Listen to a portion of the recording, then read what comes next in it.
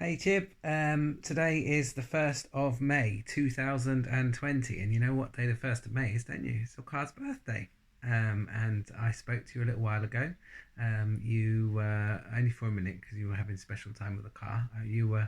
Um, you had presents with her today. You got her Uno and peanut butter and some shoes as well. And you made her a card, I think. I didn't get to see the card, but I think your car was happy about it.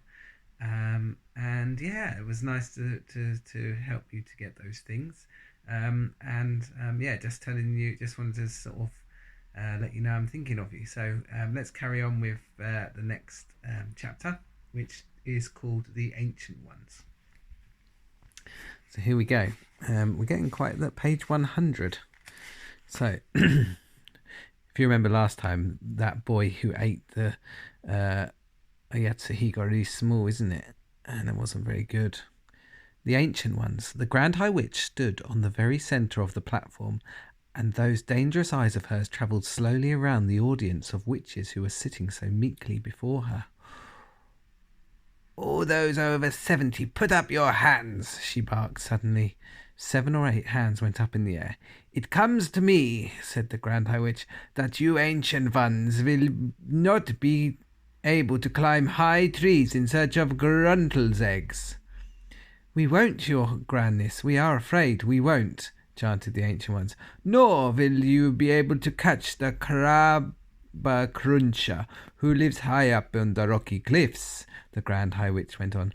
I can't exactly see you sprinting after the speedy catspringer either, or diving deep waters to spear the blabbersnitch, or striding the bleak moors with a gun under your arm to shoot the grubelsquirt.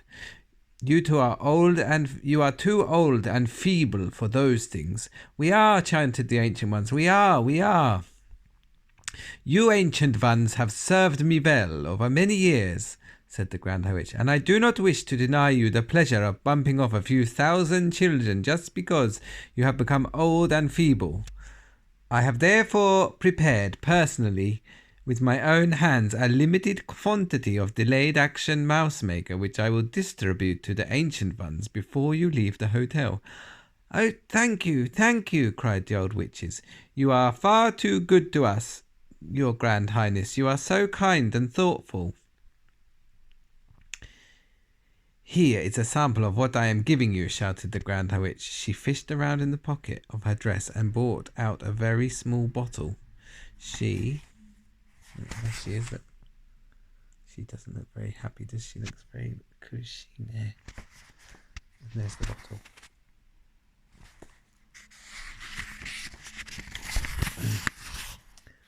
Held it up and shouted, "In this tiny bottle is 500 doses of mouse maker. It's enough to turn 500 children into mice." I could see that the bottle was made of dark blue glass. I could see that the bottle was made of dark blue glass and that it was very small, about the same size as the ones you can buy at the chemist with the nose drops in them. "Each of you ancient ones will get 2 of these bottles," she shouted. Thank you, O most generous, thoughtful one," chorused the ancient ones. "Not one drop will be wasted. Each of us will promise to squish and squallop and squiggle 1,000 children." "Our meeting is over," announced the Grand High Witch. "Here is the timetable for the remainder of your stay in the hotel. Right now, we must all go out on the Sunshine Terrace and have tea with that ridiculous manager. Next, at 6 o'clock tonight, those witches who are too old to climb trees after Gruntle's eggs will report to my room and to receive 2 bottles of mouse maker. My room is 454. Do not forget it. Then, at 8 o'clock, all of you will assemble in the dining room for supper. We are the lovely ladies of the RSPCC, and they are setting up 2 long tables specially for us. But do not forget to put the cotton plugs up your noses. That dining room will be full of filthy little children, and without those nose plugs, the stink will be unbearable. Apart from that, remember to behave normally at all times. Is everything clear? Any questions? I have one question, Your Grandness, said a voice in the audience. What happens if one of the chocolates we are giving away in our shops gets eaten by a grown-up? That's just too bad for the grown-up, said the Grand High Witch. This meeting is over, she shouted. Out you go! The witches stood up and began gathering their things together. I was watching them through the crack and hoping to heaven they would hurry up and leave so that I might be safe at last. Wait! Shouted one of the witches in the back row.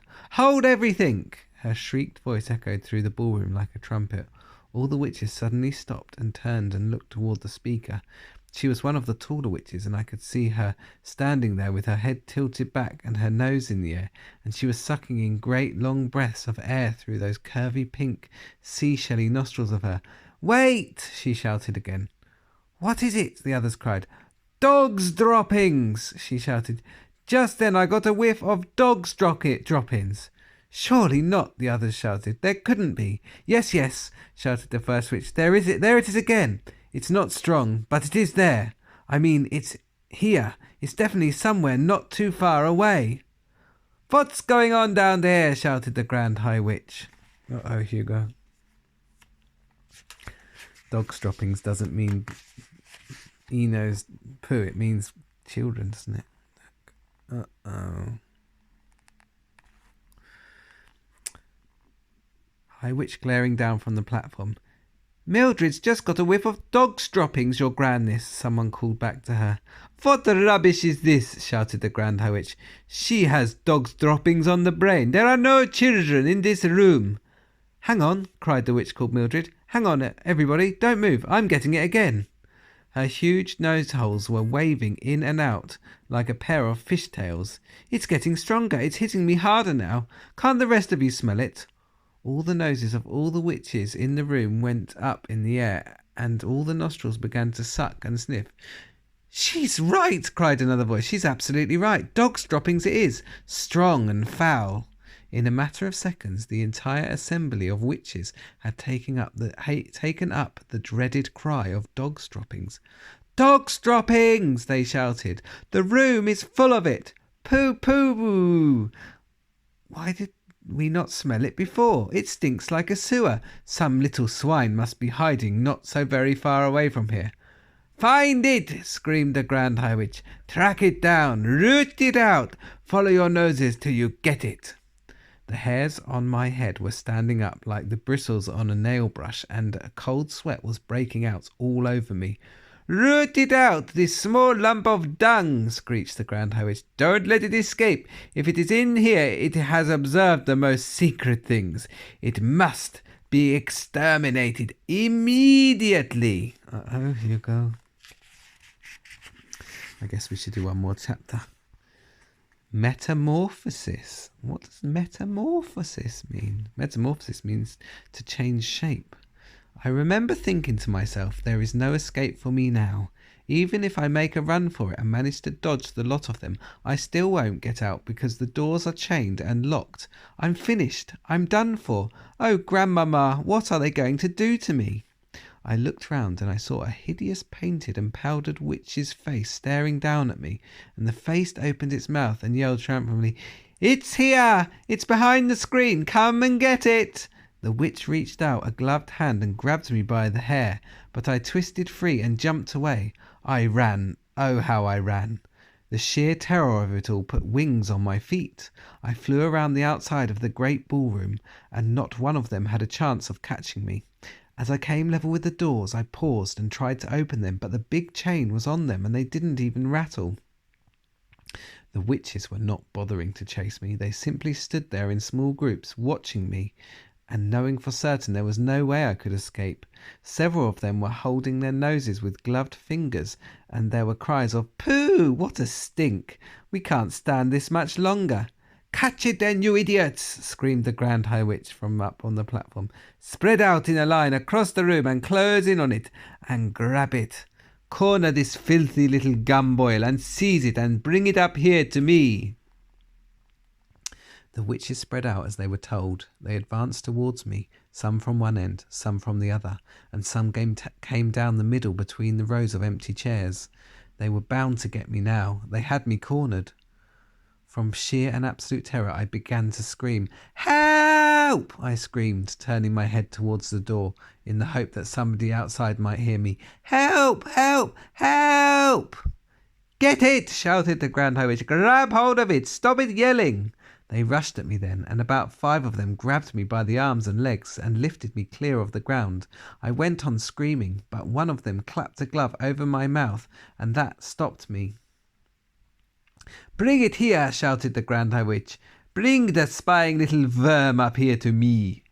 I was carried onto the platform, and with my arms and legs held tight by many hands, and I lay there suspended in the air, facing the ceiling. I saw the Grand High Witch standing over me, grinning at me in the most horrible way. She held up the small blue bottle of mouse maker, and she said, "Now for a little medicine. Hold his nose to make him open his mouth." Strong fingers pinched my nose. I kept my mouth closed tight and held my breath, but I couldn't do it for long. My chest was bursting. I opened my mouth to get... Oh, look, Hugo. Where is it? Yeah, look, there he is. There's the hand. There's all the witches doing Ksai. And then, oh no, poor old little boy. One big, quick breath of air, and I did so. The Grand High Witch poured the entire contents of the little bottle down my throat. The whole bottle, Hugo. That's supposed to be for 500. Oh, the pain and the fire. It felt as though a kettle of boiling water had been poured into my mouth. My throat was going up in flames. Then, very quickly, the frightful burning, searing, scorching feeling started spreading into my chest and into my tummy and on into my arms and legs and all over my body. I screamed and screamed, but once again the gloved hand was clapped over my lips. The next thing I felt was my skin beginning to tighten. How else can I describe it? It was quite literally a tightening and a shrinking of the skin all over my body, from the top of my head to the tips of my fingers to the end of my toes. I felt as though I was a balloon with somebody was twisting the top of the balloon and twisting, and the balloon was getting smaller and smaller, and the skin was getting tighter and tighter, and soon it was going to burst. Then the squeezing began. This time I was inside a suit of iron, and somebody was turning a screw, and with each turn of the screw the iron suit became smaller and smaller, so that I was squeezed like an orange into a pulpy mess, with the juice running out of my sides. Ooh, no, it doesn't sound nice. After that came a fierce prickling sensation all over my skin, or what was left of my skin, as though tiny needles were forcing their way out through the surface of the skin from the inside, and this, I realized now, was the growing of the mouse fur. Far away in the distance I heard the voice of the Grand High Witch yelling, 500 doses! This stinking little carbuncle had 500 doses, and the alarm clock has smashed, and now we are having instantaneous action. I heard clapping and cheering.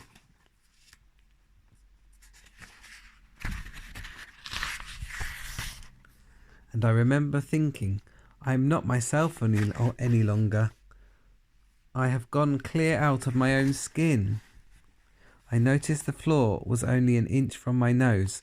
I noticed also a pair of little furry front paws resting on the floor. I was able to move those paws. They were mine. At that moment I realized that I was not a little boy any longer. I was a mouse. "Now for the mouse trap," I heard the Grand High Witch yelling. "I've got it right here, and here's a piece of cheese." But I wasn't going to wait for that. I was off across the platform like a streak of lightning. I was astonished at my own speed. I leapt over witches' feet right and left, and in no time at all I was down the steps and on to the floor of the ballroom itself, and skittering off among the rows of chairs. What I especially liked was the fact that I made no sound at all as I ran. I was a swift and silent mover, and quite amazingly, the pain had all gone now. I was feeling quite remarkably well. It is not a bad thing after all, I thought to myself, to be tiny as well as speedy, when there is a bunch of dangerous females after your blood. I selected the black leg of a chair, the back leg of a chair and squeezed up against it and kept very still. In the distance, the Grand High Witch was shouting, "Leave the little stinkho alone. It is not worth bothering about. It is only one mouse. It is only a mouse now. Somebody else will soon catch it.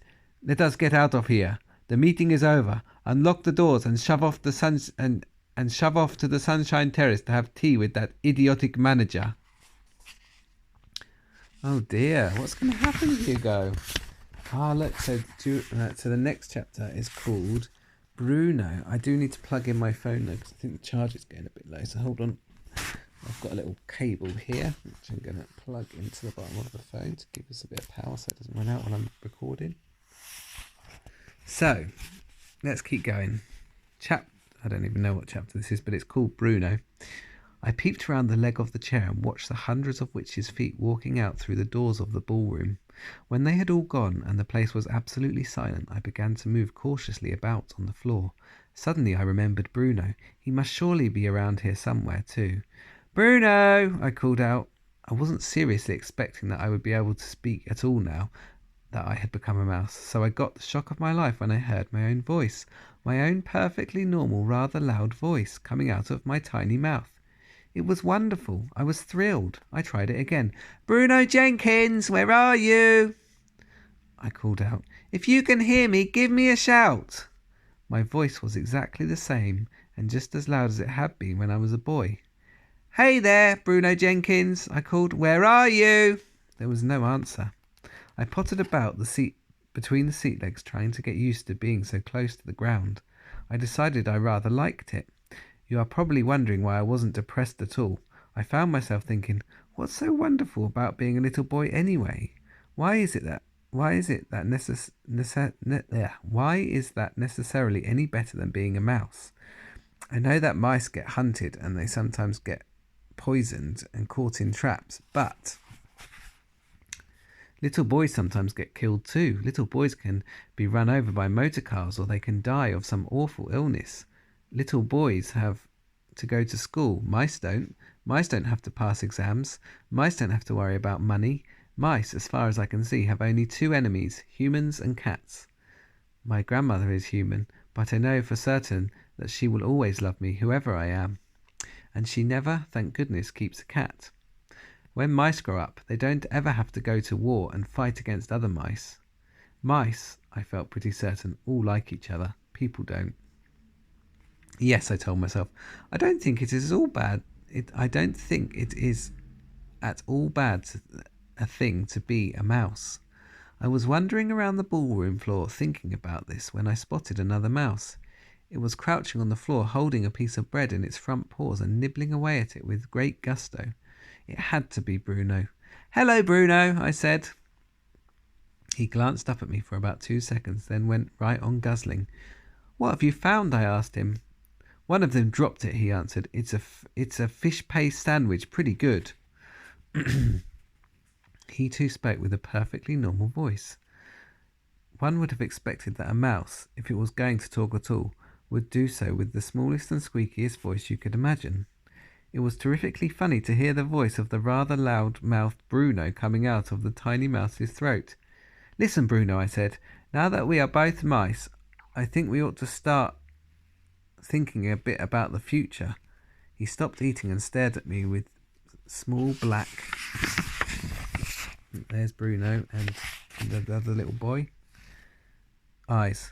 What do you mean we?" he said. "The fact that you're a mouse has nothing to do with me, but you're a mouse too, Bruno." "Don't be a fool," he said. "I'm not a mouse." "I'm afraid you are, Bruno." "I most certainly am not," he shouted.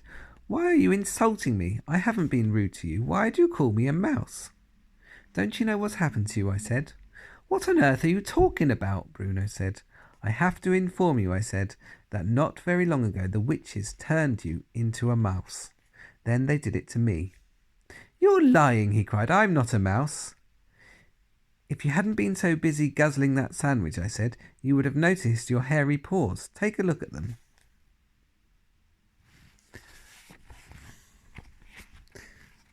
Bruno looked down at his paws. He jumped. "Good grief," he cried. "I am a mouse. You wait till my father hears about this. He may think it's an improvement, I said. I don't want to be a mouse, Bruno shouted, jumping up and down. I refuse to be a mouse. I'm Bruno Jenkins. There are worse things than being a mouse, I said. You can live in a hole. I don't want to live in a hole, Bruno shouted. And you can creep into the larder at night, I said, and nibble through all the packets of raisins and cornflakes and chocolate biscuits and everything else you can find. You can stay there all night eating yourself silly. That's what mice do. Now that's a thought, Bruno said, perking up a bit. But how am I going to open the door of the fridge to get at the cold chicken and all the leftovers? That's something I do every evening at home. Maybe your rich father will give you a special little mouse fridge all to yourself, I said, one that you can open. You say a witch did this to me, Bruno said. Which witch? The one who gave you the chocolate bar in the hotel lobby yesterday, I told him. Don't you remember? The filthy old cow, he shouted. I'll get her for this. Where is she? Who is she? Forget it, I said. You don't have a hope. Your biggest problem at the moment is your parents. How are they going to take this? Will they treat you with sympathy and kindness? Bruno considered this for a moment. I think, he said, that my father is going to be a bit put out.